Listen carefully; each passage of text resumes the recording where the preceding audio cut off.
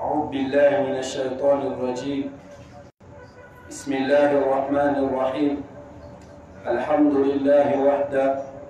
الصلاة والسلام على من لا نبي بعده، محمد بن عبد الله، أفضل صلوات الله وسلامه وبركاته عليه.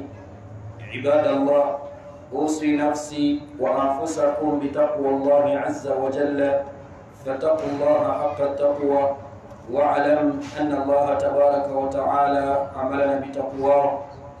قال الله تعالى: يا أيها الناس اتقوا ربكم الذي خلقكم من نفس واحدة وخلق منها زوجها وبث منهما رجالا كثيرا ونساء واتقوا الله الذي تساءلون به والأرحام إن الله كان عليكم رقيبا. وقال أيضا: يا أيها الذين آمنوا اتقوا الله وقولوا قولا سديدا يصلح لكم أعمالكم ويغفر لكم ذنوبكم ومن يطع الله ورسوله فقد فاز فوزا عظيما. وقال أخيرا: يا أيها الذين آمنوا اتقوا الله حق تقاته ولا تموتن إلا وأنتم مسلمون. وقال محمد صلى الله عليه وسلم: اتق الله حيثما كنت وأتبع السيئة الحسنة تمحها وخالق الناس بخلق حسن، فإن أصدق الهدي كتاب الله وخير الهدي هدي محمد صلى الله عليه وسلم، وشر الأمور محدثاتها وكل محدثة بدعة وكل بدعة ضلالة وكل ضلالة في النار. سبحانك اللهم لا علم لنا إلا ما علمتنا، فعلمنا ما ينفعنا وانفعنا بما علمتنا وزدنا علما. اللهم اهدنا واهد بنا وجعلنا من الهداة المهتدين. أما بعد، السلام عليكم ورحمة الله وبركاته. Matenda malungi ennyo era amajjuvu ennyo agatali mbubi kabw'obukendeevu bwonna daiman wa abada, ebiseera byonna era ebbanga lyonna ga Allah subhanahu wa ta'ala. Oyo Allah tabaraka wa ta'ala eyakeesezza obudde era abuwungeezezza, ntera okukiddiŋŋana nti teriiyo ayinza kubukeesa yadde okubuzibya. Taliiyo kaina man kaana kafaanana atya oba atya, kabe wa kitiibwa ekifaanana kitya, kabe w'amaanyi agenkana gatya. Alqawi huwa Allah, kirimaanyi ye Allah subhanahu wa ta'ala. Nabwekyo Allah subhanahu wa ta'ala yakeesa obudde ate era yabuzibya. Mbakubiriza nga nange seereseeyo okutya ennyo Allah subhanahu wa ta'ala mu butuufu bw'okubeera nga tumutya. Tutye Allah subhanahu wa ta'ala fi sirri wal alal, mu kyama ne mu lwatu, laylan wa nahara, emisana n'ekiro. Tutye Allah subhanahu wa ta'ala, tukimanye nti gyali gitugenda okuddizibwa. Ensonga bbiri zikuyambako okutya Allah subhanahu wa ta'ala. Ensonga esooka kwe kubeera ng'owankira obulungi obuli eri Allah subhanahu wa ta'ala, naddala obulungi obwejjana wamu n'empeera Allah zagenda okuba nga akuwadde. Bw'onoobeeramu abo abamutya, bw'onoobeeramu abo abasaala essala, bw'onoobeeramu abo abasiiba, bw'onoobeeramu abo abamwawula, ebyo byonna ng'obikola olw'okuba nti taruju thawaba Allah, osuubira empeera za Allah subhanahu wa ta'ala, kikusindiikiriza okuba mu abo abatya Allah subhanahu wa ta'ala. Wal amru thani, ate ensonga ey'okubiri ekusindiikiriza okutya Allah subhanahu wa ta'ala kwe kwekeka wamu n'okwegendereza n'okwewala ebiwolezo bya Allah subhanahu wa ta'ala. Ebyo Allah byayogerako mu njogera ez'enjawulo. Waliwo ebiri shadid nga bizito, waliwo alim ebiruma ennyo, waliwo muhel nga bikkakkanya ng'omuntu bimufuula omunyoomuufu atagambika. So ebyo byonna buli lw'obirowoozaako nga n'ekiwezo ekisinga okuba nga kiri waggulu, ekisinga okuba nga kiruma kyekyomuliro gwa Allah subhanahu wa ta'ala. Kati eyoga nti bwe naakola kino Allah ajja kumbonereza, Allah ajja kunjokya. Bw'otyo mwana wattu n'owalirizibwa okutya Allah subhanahu wa ta'ala, n'oleka ebyonoono. Lwaki obireka? Takhaafu iqaaba Allah, olw'okutya ebinzo bya Allah subhanahu wa ta'ala. Idhan ibadallah, abanga baddu Allah subhanahu wa ta'ala, mbakubiriza nga nange seereseeyo tutye Allah subhanahu wa ta'ala mu bwenyini bw'okubeera nga tumutya era nnyongera okumusaba Allah subhanahu wa ta'ala asse ebyengera bino okusaasira kwe ku mbaka waffe Muhammad sallallahu alaihi wasallama eyatujja n'eddiini ey'amazima n'agisomesa talina kyeyalekayo alaihi salatu wassalam mu ebigenda okutuyingiza ejjana kibeere kinene oba ekitono okujjako yaleka akitubuulidde era alaihi salatu wassalam talina kyeyalekayo mu ebyo ebigenda okutuyingiza omuliro okujjako nga yaleka nakyo akitunnyonnyodde alaihi salatu wassalam kibeere kinene oba ekitono era Allah subhanahu wa ta'ala teyamujjulula kumujja mu bulamu bwansi okujjako oluvannyuma lwa kujjula kwa ddiini busiraamu ila ibadallah abanga abaddu Allah subhanahu wa ta'ala tuwefubeko tuwerwaneko tubeeremu abo abagoberera omubaka Muhammad alaihi salatu wassalam era abafaayo okwenywereza ku nkola ye wewali okubanga twesiima. Alhamdulillah twongera okumwebaza Allah atuwaddeyo akawungeezi akalala nate okubaako byetujjukanya. Akawungeezi k'olwaleero mu ddakiika ze tulinabo tugenda kwejjukanya oba kwebuulirira ku kiyitibwa maradu al-ghafura obulwadde bw'obugayaavu oba oyinza okubuyita obulagajjavu oba oyinza okubuyita obuteefiirayo. Al-ghafura nsuubira nti twali tukoze eki twali tukiwuliddeko. Al-ghafura kimu ku birwadde ebikwata mwana wattu omuntu ebikwata omutima gw'omwana Adamu. Omuntu ono osobola okumusanga ng'alina ekirwadde eky'ensaalwa, ng'alina ekirwadde mwana wattu ekyobushiriku, ng'alina ekirwadde eky'obukafiiri, ng'alina ekirwadde eky'obutaagaliza n'ebirwadde ebirala ebikwata omutima. Allah subhanahu wa ta'ala bw'atugamba nti fi qulubihim marad, Allah agamba nti mu mitima gyabwe mulimu ebiki ebirwadde. Abantu abasinga emitima nga gyafaafaagana dda gyalwalalwala dda ekirwadde. So mukkirize mu birwadde byenjagala okuba nga twekeka wamu n'okuba nga twesamba kyekirwadde ekiyitibwa al-ghafura oba obugayaavu. Kasene bwe nkubuuza nti obugayaavu kyeki okinnyonnyola otya? Al-ghafura kyeki? Naam isem abatayagala kusaba Allah subhanahu wa ta'ala kiba kifuddeyo bulungi. Oyinza kukinnyonnyola otya muganda wange? Obuteefiirayo oba obutafaayo. Kale barakallahu fiikum. Al-ghafratu fi lugha kyebayita obugayaavu mu lulimi Oluwarabu,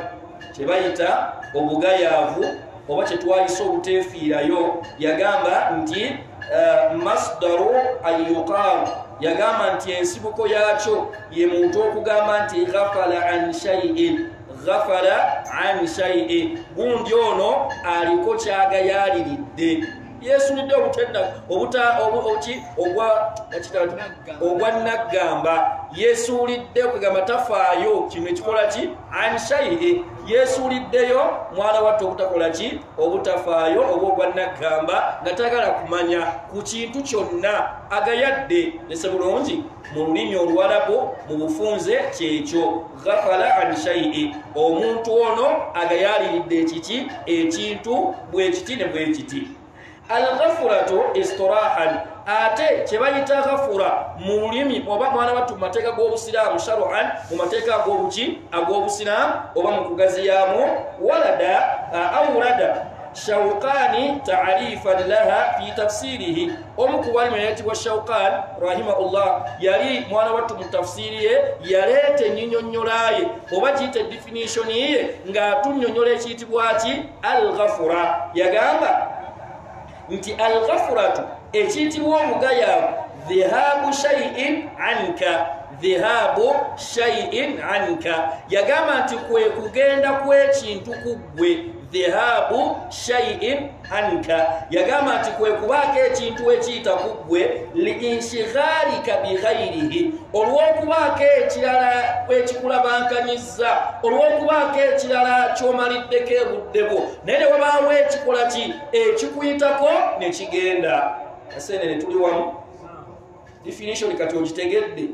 Tugambye nti Shawqani atugamba kye bayita al-ghafura dhihabu shay'in, kyekintu okukola ki dhahabu shay'anka kyekintu okgenda kuggwe ne kikuyitako liinshighalika bighairihi olw'okubaako ekirala ekikulabankanyizza oba ekikututte ebirowoozo tolaba omuntu bw'atuula mu kibanda ng'alaba omupiira eno ne baziina essala ne bagikima abaddu ne bajja ne basaala nga ye akoze atya atudde waatuuseza nti alabankanyizibbwa omupiira oba omulala atudde ku mbaga eno abantu bagenda mu ssala naye ye tafaayo aliko ekimulabankanyizza aliko ekimututte ebirowoozo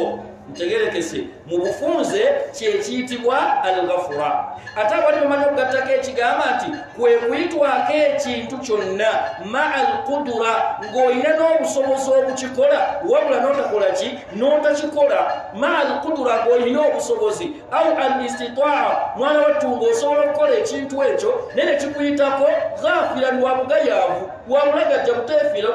ku kyo ne kitambula ne kigenda naye nga wandibadde okola otya okikola ng'era n'obusobozi obulina naye n'obeera nga tokoze otya nga tokikoze so mu bufunze kyekiyitibwa al-ghafura ibadallah abanga abaddu wa Allah subhanahu wa ta'ala hadhara Allah min al-ghafura owekitiibwa Allah subhanahu wa ta'ala atuweekesa era atuziyizaako atugaana ekiyitibwa obugayaavu Allah atugaana ekiyitibwa obugayaavu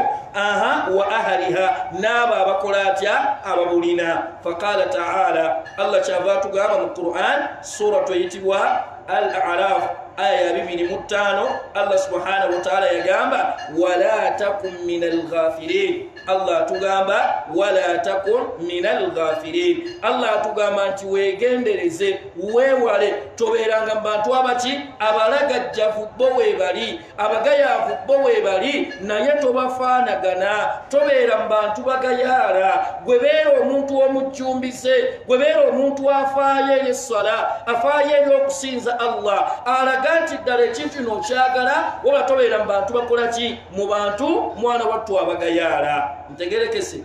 eyo aya tukitegedde bweri eri mu ssuula ki aya yakumeka ya 25 mu aya 25 Allah yagamba nti wala takum minal ghafilin wewala okubeera mu bantu abaki abagayavu bwetweyongerayo وأخبر سبحانه وتعالى إلى الله سبحانه وتعالى ناتمنى ناتغامبا بأن أكثر الناس ghafiruna abantu abasinga obungi mwana wattu gye balinga ekirwadde ky'abattatta n'ekyo abasinga obungi bagayavu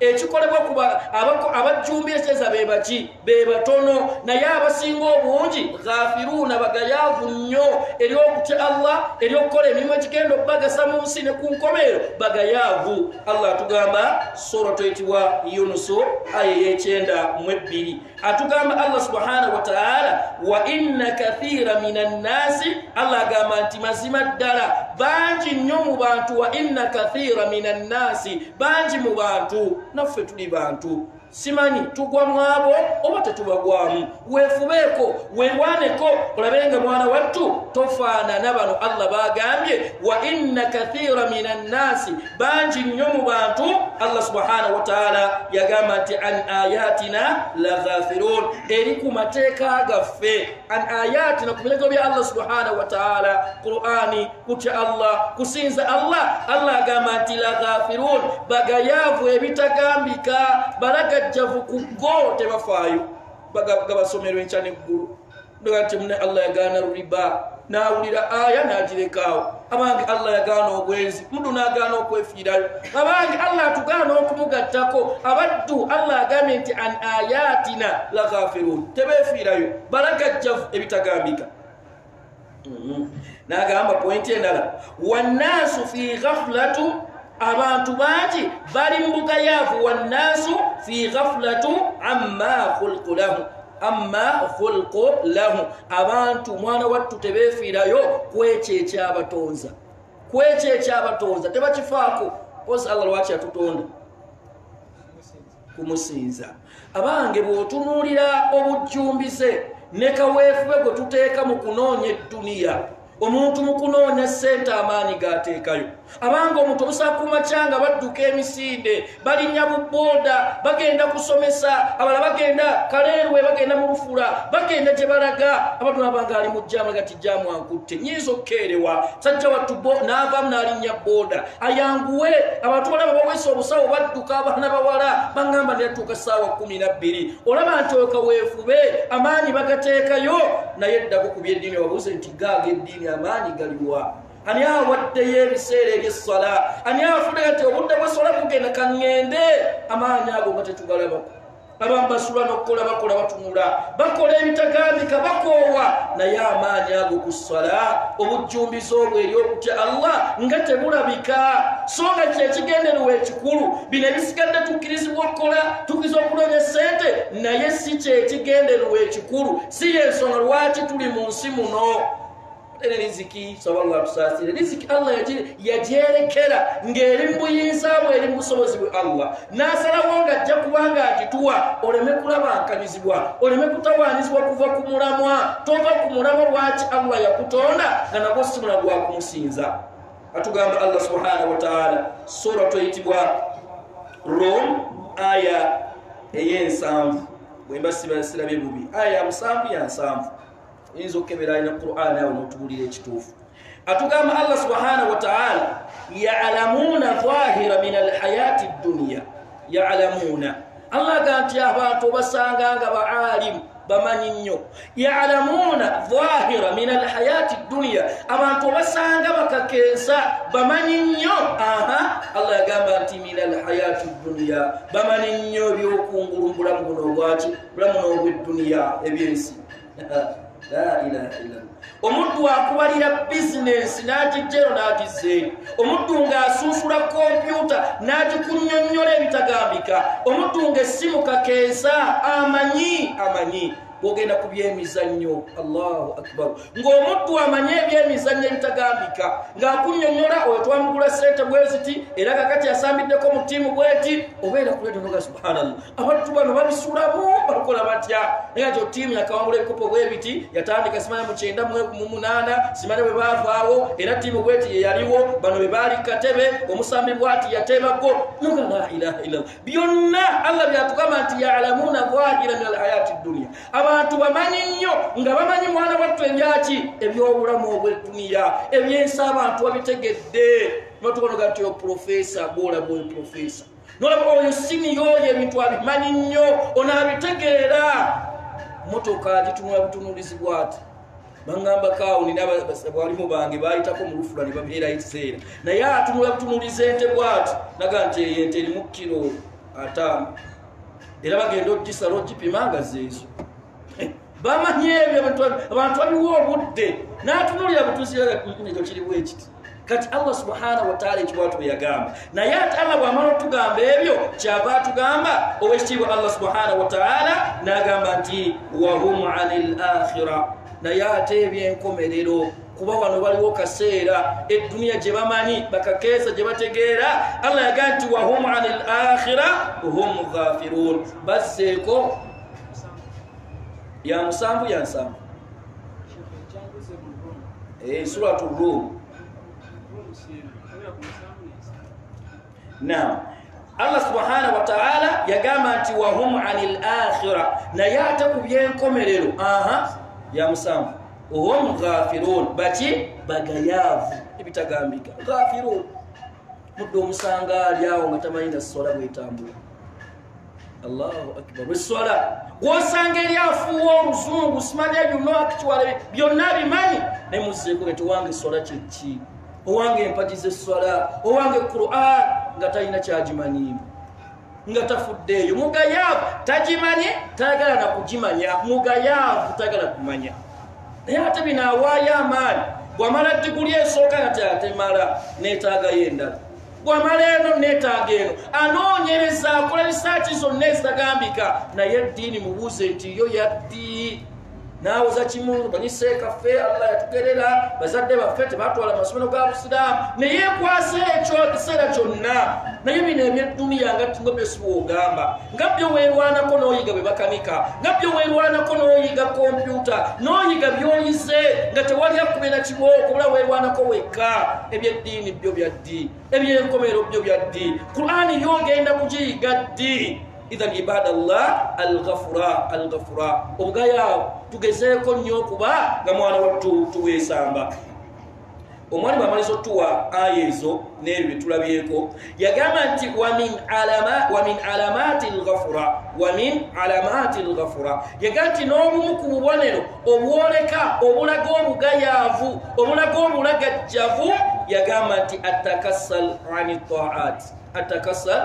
taati yagamba nti obuteefiirayo obutafaayo eriki ani taati eri okugondera Allah eri emirimu gy'okugondera Allah subhanahu wa ta'ala muntu omusanga essola wayagalira wasaala oba asadde watasadde oba asadde kikeereyi tayagala kumanya ghafir mugayaavu la ilaha illallah Allah subhanahu wa ta'ala nagamba nti omwami nagamba n'ekirala wakillatu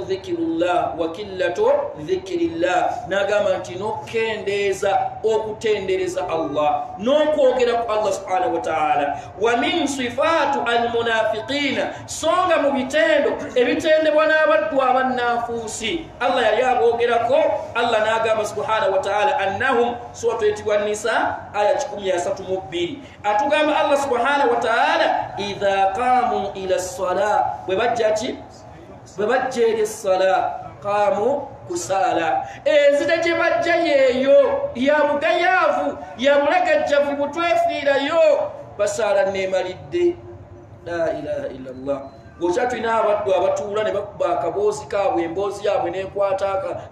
ne balabiriza nju sola netuuse naye nga batudde mu kiseera ky'esola nga yatuuse ekiseera ekisooka takirunka ne takyettanira abadde balaba enjuba nno tegira n'alyoka asituka agenda asaali la ilaha illallah Allah subhanahu wa ta'ala bwato bwaboogeddeko bwe bajja eri esswala qaamu okusaala ne gye basaala enyi tebafuddeyo kugiyiga butabe bagisaala najja n'agiwuubaawo n'abuuba buwuubi dakiika ze 3 n'asiiya mu yo kuba tafuddeeyo kugimanya tafuddeeyo kubanga agitegeera Allah subhanahu wa ta'ala yafundikira yagamba ekitende ekirala yurauna nnasa ate ne bajja kusaala okusaala okwo mwana wattu tebasaala kulwa Allah ne bakola ebintu tabikola nga bikola kulwa Allah wabula babikola riyaan kabandabe babikola kabandabe subhanallah banoonya bantu kubalaba bibafaako byamaze gakola ate abikoze tabikoze kulwa Allah abikoze abitadde mu riya kabandabe n'ebirala Allah subhanahu wa ta'ala n'agamba nti wala yadhkuruna Allah illa qalila haulai almunafiquna abannafuusaabo Allah batera n'ebitende ebyo ate gwe bibikugwe toteekeddwa kuba nabyo Allah gatebatendereza Allah tebogera ku Allah illa qalila okujjaka katono nnyo ke batendereza Allah katono nnyo ke bajjukira Allah subhanahu wa ta'ala saati Allah fe yatugamba atya Allah ganti udhkurullaha dhikran kathira Allah ganti mwogere nnyo ku Allah olwogero oluyitirivu Allah saasira abantu tusaba Allah nafa abatufaanaganyeko abaddu abalinanga bekwata adhkari sabaha kumacha alina obudde atwala eddakiika 30 atudde watudde ali ku adhkari azireeteeza okumacha tazifaako ali kukutendeeza Allah paka lwezigwayo nosanga ngaera y'omu adhkari ba'da ssala nga tayiza va wasaalidde essala okujjako nga nazazireese n'omusanga y'omu adhkari nawm kaseera nga agenda kwebaka adhkari almasa entendereza ez'akawungeezi nga mwana wattu omuddu oyo azeekwatako ng'omuddu azireeta tazireka tezimuyitako newebuuza ati ffe tuliridda wanazo omuddu okubanga azeekwatako kubanga adhkari ezo zirina emigaso mingi egidda gy'oli emigaso mingi ezirimu naye batono bameka abawaddeyo obudde naffe twagenda kufaanagana ekitende ekyo n'abannafuusi Allah kyagenda nti wala yadhkuruna Allah illa qalila enneebaka yaffe efaanagana enti olwaleero ani atendereza Allah subhanahu wa ta'ala faayo obeere mu abo abatali bayitirivu abakendeeza tobeeramu aboogera ku Allah katini tweyongerayo mwalimu yagamba nga mazotuweyo ayi musotu nisa kyava agamba nti era wa min alalamati era ne kabonera akalala akamu ku bubonero obulala obwoleka alghafuru obugayavu yagamba nti alghafuratu ani taallum alilmu alsharuiya alghafuratu ani taallum alilmu alsharuiya yagamba nti obutefiirayo obugayavu bwetwolesa eryokuyiga yirimu eryokuyiga okumanya okw'amateeka gaffe ag'eddiini busiraamu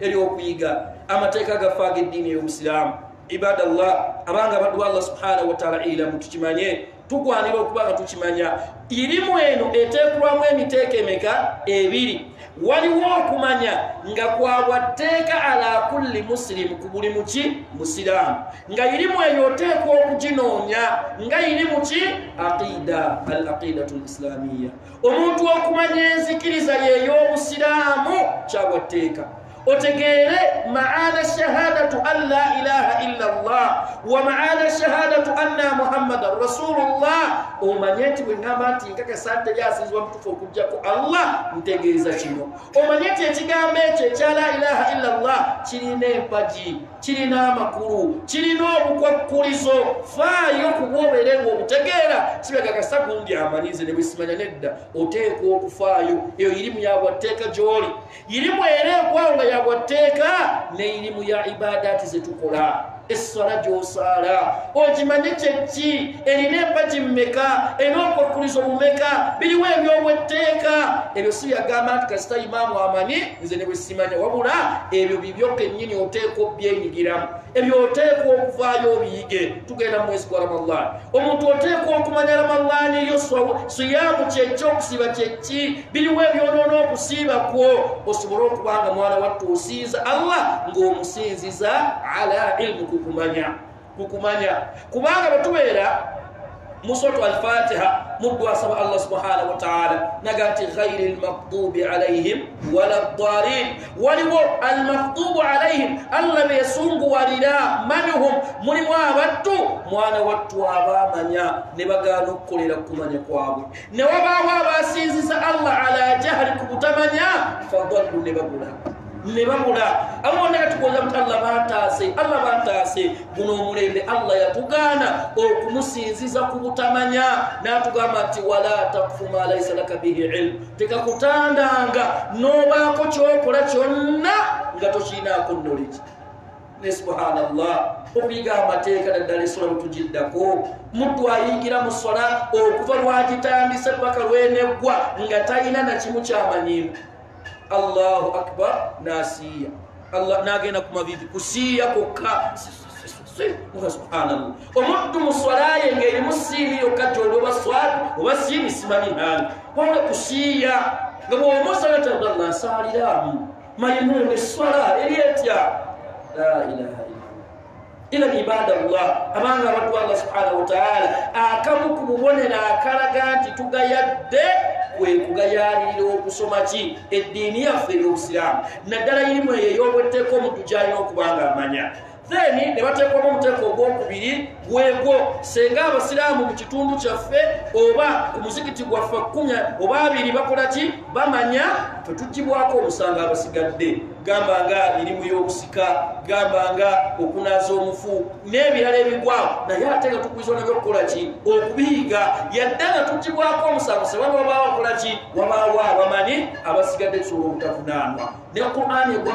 bwatteeka omuntu wekatakooti noonya ogizige sigamba kasita gundi amanyi kasita mpeeredde abaana bange nedda abaana basoma yaabwe naawe olina kusoma yaani olina kusoma yiyo ntegerekese so tufeeyo tuwerwaneko okubeera nga dda tetuwa mubaki tetuwa mubagayaavu abagayaalirira okusoma wamu n'okutegeera eddiini yaffe ndowooza adhaani esooka eveewo tulabe tugenda okukoma olwaleero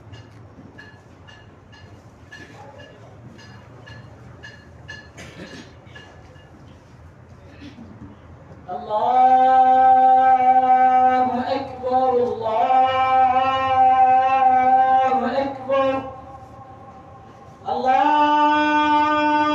أكبر الله أكبر أشهد أن لا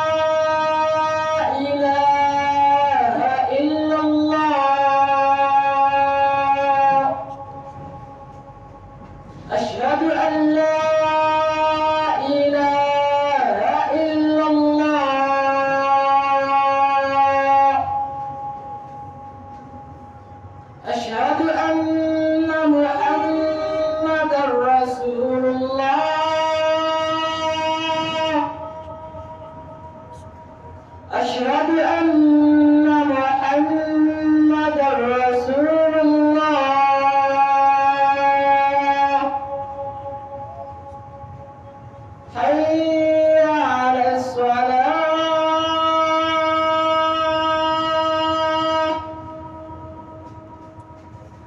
حي على الصلاة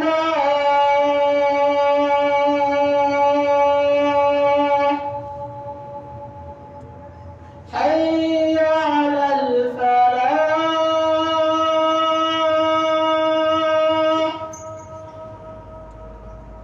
حي على الفلاح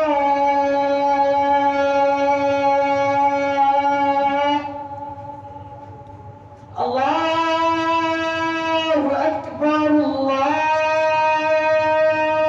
أكبر لا إله إلا الله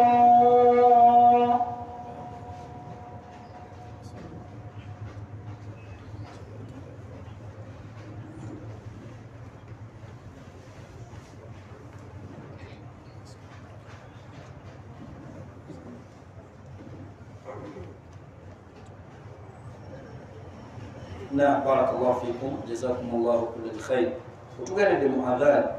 mwalimu ng'akyatulaga obubonero bw'obugayaavu obw'obugayaavu oba obuteefiirayo. Tulabye ng'atugamba nti mwakamu ku bubonero bw'obugayaavu kwe kuba nti omuntu agayaalirira okusoma n'okuyiga irimu y'amateeka g'obusiraamu kwe kubanga ekyo kakubonero akalaga nti tugayadde. N'agamba ekirala walghaflatu an qiraatu lquran, n'omuntu okugayaalirira quran walghaflatu an qiraatu lquran, n'omuntu okugayaalira okusoma quran. Okusoma quran omuntu asooka n'agayaala n'agaala okugiyiga. Kansooke nziguse bino, kansooke mmalirize wano, ndowooza koosa eno kwe ggwe. N'asooka agayaala n'alemwa okuyiga buta bwesomebwa. Kati ate bw'aba alemeddwa okuyiga bwesomebwa, kati anaatuuka atya ku ddaala erigisoma nga buli lunaku alinayo ejjuzu gy'asoma, buli lunaku asomayo aya ze-10, buli lunaku asomayo empapula z'asomye, anaatuuka dde ku ddaala eri ng'agayaaliridde okugiyiga n'okuba ng'agisoma. Baganda bange twewala obugayaavu. Akabonero kano tekalabikira kuggwa ak'obugayaavu ak'okugaana okusoma Quran. Omusiraamu omulungi mu lunaku lwe temubulamu kadde kasoma Quran walawo 5 aya, ne bwe ziba ayes 5 za bbeeyi gy'oli, ne bwe ziba aya 5 ng'ozisoma on daily basis kya bbeeyi gy'oli. Kuba okusoma ennyukuta emu bweti mu Quran ng'efuna ebirungi 10. Kati omuntu asomye aya 5 afuna birungi byenkana wa Quran royo agenda okuwolereza. Tugenda mu mwezi gwa Quran muyakkiro gwa Ramadan sallallahu tuseeyo, naye omwezi ogwo subhanallah bw'osoma ku bantu kulembera balongoofu weewuunya engeri gye baali bategeera mu Quran kyeki, ng'omuddu mu nnaku 3 ezisooka ng'agimazeeko. Nnaku 3 kitegeeza nti olunaku olusooka asoma ejjuzu 10 n'azikuba wali, lunaku oluddako nayo n'asoma ejjuzu 10 naku 3 ng'agimaze. Ate bw'aba tagamba nti olwamaliriza, nedda, ng'alina okuddamu buto n'agisoma, n'addamu n'agisoma. Ramadani neggwako ng'agimazeeko emirundi ekitono 10 ng'agimazeeko, amala n'addamu. Gwe oteeseteese otya okugisoma era otuuseewa mu kugiyiga Quran? Nabbi sallallahu alayhi wa sallam tumumanyi Allah amwogerako n'agamba nti wama arsalnaka illa rahmatan lil alamin. Allah gati saakutuma okuttako ng'oli ki kyakusaasira eri ebitonde. Era alayhi salatu wassalamu yali atulumirirwa. Naye bw'osoma mu suratu Furqan Allah subhanahu wa ta'ala atulaga nga alayhi salatu wassalam agenda kutuwaayo, agenda kutuloopa olw'ensonga ya Quran.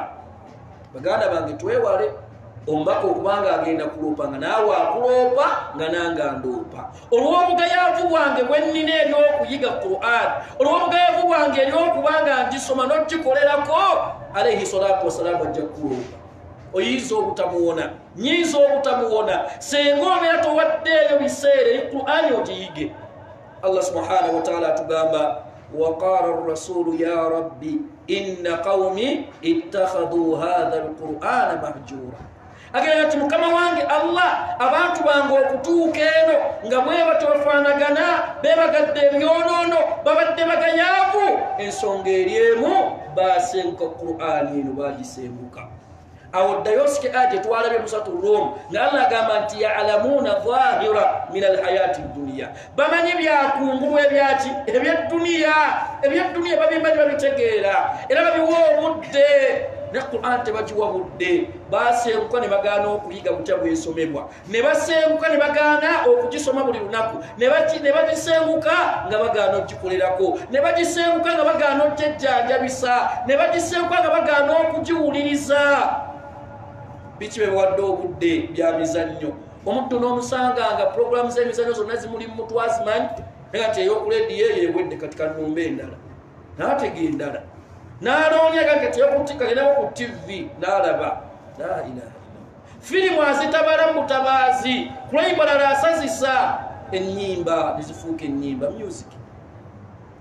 era omuddu mulombe olujja ne luyingira wano buli olujja ne luyingira wano bukimanye buli luyimba lwonna lwoteeka mu mutwe terukulekera Qur'an ebyo biyite bikwatagana either Qur'an esigale music muveeko oba yingizaawo music Qur'an erina okudduka biri bigambo bya bbeeyi bigambo bya kitiibwa Allah tetuyinza biteekamu bayaayi bali mu kuwemula bali mu bikiika naawe oteekamu tekisoboka baganda bange Qur'an ya bbeeyi omusiraamu asaana agisembeze mu bulamu bwe asaana agiwa obudde agiyige budde butukoze bubi twandibadde tukyalaba ebirala naye nga tumaliza n'ekigambo kya Qur'an oba olyawo Allah bw'anaaba atulekedde obulamu mulundi omulala tunaayongerezaako awo baganda bange Qur'an giwulirize n'okugiwuliza kirimu ki empeera suratu al-Araf masirabidde atugamba Allah subhanahu wa ta'ala wa idha quri'a al-Qur'an fastami'u lahu wa ansitu la'allakum turhamun Allah gati Qur'an bwebange esomebwa please musirikirire awo Allah atuwa amateeka g'okugiwuliriza so si kugiteekako ne mudda mu mboozi si kugiteekako ne mutandika okkaayana nze leero aya ngyesembesa okuggyako ng'oli mulwadde wa shayatin nga zimutawaanya oyo nyinza omuleka agisuzeeko olwokuba naye nti nze bwe tasulako sikola ki sifuna mirembe naye wenfunira ku mirembe otuyinza okumuleka naye omuntu nga agiteeko ng'agenda kwebaka osanga abavuka n'obasaasira emisana bonna abeera mu muziki gwe abeera mu firimu n'ebirala ekyo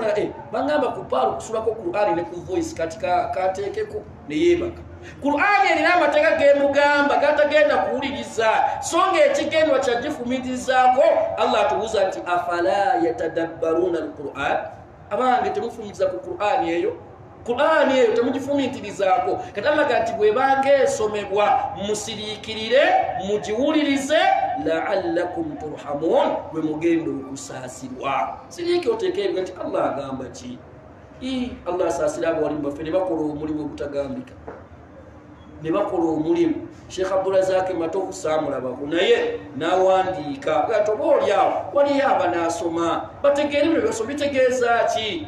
Allah asaasira mukadde waffe Sheikh Ismail Ankata ye n'abaana gati odi yeeno bantu batandise nnyo okugenda ku mitimbagano n'ebirala baagala n'agiteeka ku odiyo naye era osangayo abaddu nga Allah bwe yagamba walaqad yassarna al-Qur'ana lidhikri fahal min muddakir ati waliyo abagenda okwebulya nayo yonna amakubo n'egonzebwa ne bajyanguye eno neeno naye omuddu n'omusanga ng'alemererwa tusaasire abali ku TikTok n'ebirala muntu atambuza n'atuuke wali Qur'an n'ayitawo bw'atuuke wali comedy n'aseka n'astopinga n'akalaba ne kagwa n'akaddanamu n'akalaba n'akasyalinga n'okukasyalinga akaweereza abalala tagala enseko zikome kuyiye n'abalakazi kaweerezi basekemu ibadallah Qur'ani yeeriwa Nabbi sallallahu alaihi wasallam nga bitulinda imamu ajje kubudde bwego tumalirize Nabbi sallallahu alaihi wasallam yagamba omu ku basahaba masali ali Abdullah ibn Mas'ud radiyallahu ta'ala anhu namugamba nti iqra alayya alquran owanga Abdullah insomeramu Qur'an saba Allah tuwa abakyala nga bamanyi ogisoma